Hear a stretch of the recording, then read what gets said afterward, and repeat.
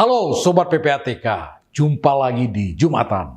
Jumpa PPATK Pekanan bersama saya M. Natsir Konga. Sobat PPATK, podcast kita hari ini sungguh spesial. Spesial kita mengulas Hari Anti Korupsi Sedunia yang jatuh pada tanggal 9 Desember. Hari ini kita bersama-sama merayakan momentum penting dengan tema Teguhkan Komitmen Berantas Korupsi untuk Indonesia Maju. Sobat PPATK, korupsi bukan hanya masalah hukum dan ekonomi, tetapi juga persoalan moral dan sosial yang telah menjadi penghalang kemajuan bangsa di seluruh dunia.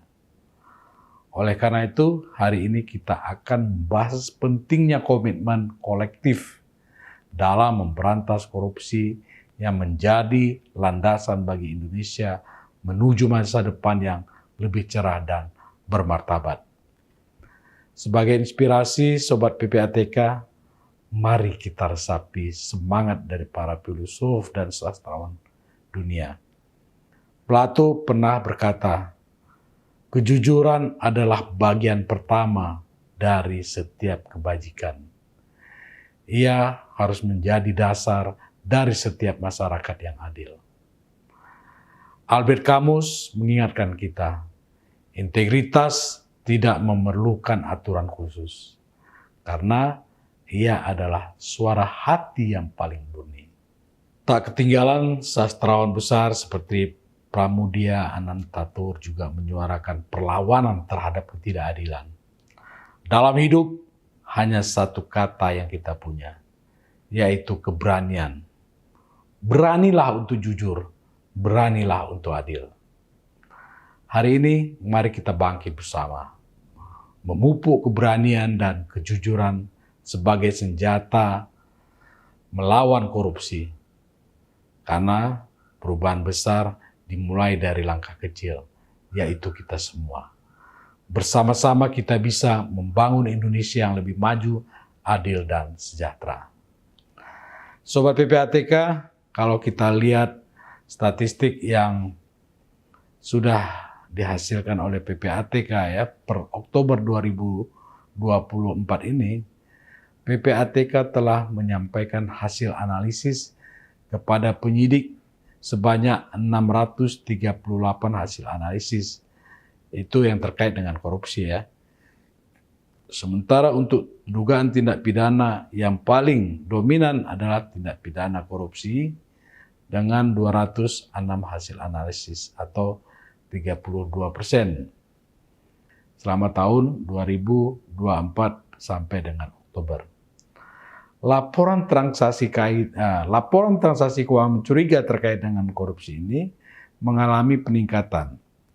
Tahun 2022 terdapat laporan transaksi keuangan mencurigakan yang terindikasi merupakan tindak pidana asal korupsi sebanyak 4.204 pada tahun 2022 dan meningkat menjadi 6.795 pada tahun 2023. Nah, pada tahun 2024 ini hingga bulan Oktober, jumlah laporan transaksi keuangan mencuriganya itu terindikasi tindak pidana asal korupsi itu mencapai angka 6.505. Sobat PPATK, ayo kita ikuti pesan yang cukup memiliki makna ini. Integritas sebagai landasan utama kita di dalam mencegah, memberantas korupsi dan tindak pidana pencucian uang. Karena korupsi terjadi ketika keserakahan mengalahkan integritas. Seperti diungkapkan oleh berbagai para cendekia, integritas adalah tiang moral yang menjaga seseorang dari godaan. Lalu kemudian kita tentu perlu melakukan pendidikan, ya, edukasi, sosialisasi untuk membangun generasi anti korupsi. Pendidikan nilai kejujuran sejak dini adalah investasi jangka panjang untuk membangun masyarakat bebas korupsi. Kemudian kita harus juga melakukan sistem pengawasan yang transparan. Sistem yang akuntabel dan transparan meminimalkan ruang untuk tindak korupsi dan pencucian uang. Ini termasuk pembangunan teknologi digital untuk pengelolaan keuangan publik ya. Pendekatan ini perlu kita lakukan.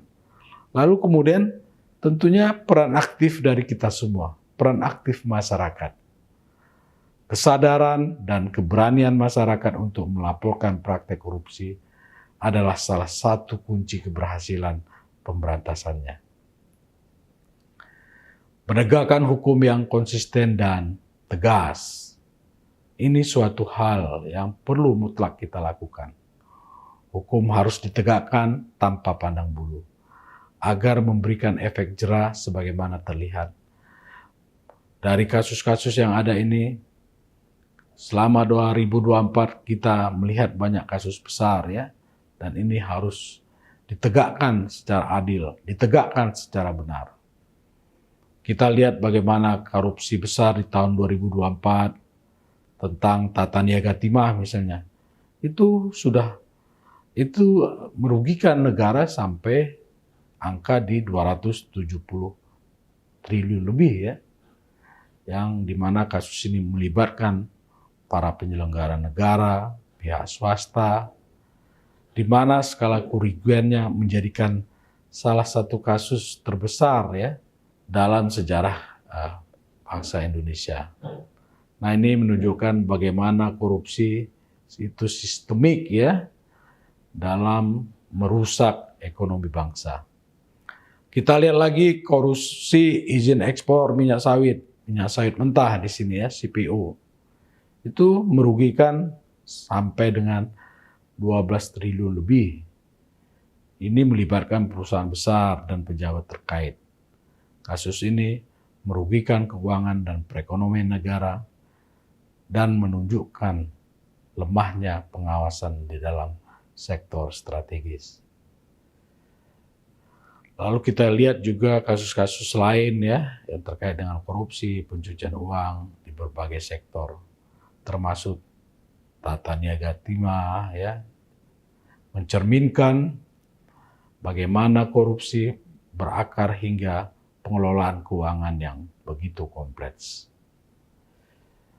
Dari kasus-kasus ini kita belajar, penting ya untuk kita membangun sebuah sistem berbangsa untuk teguh dalam komitmen yang dapat memberantas korupsi demi Indonesia yang maju.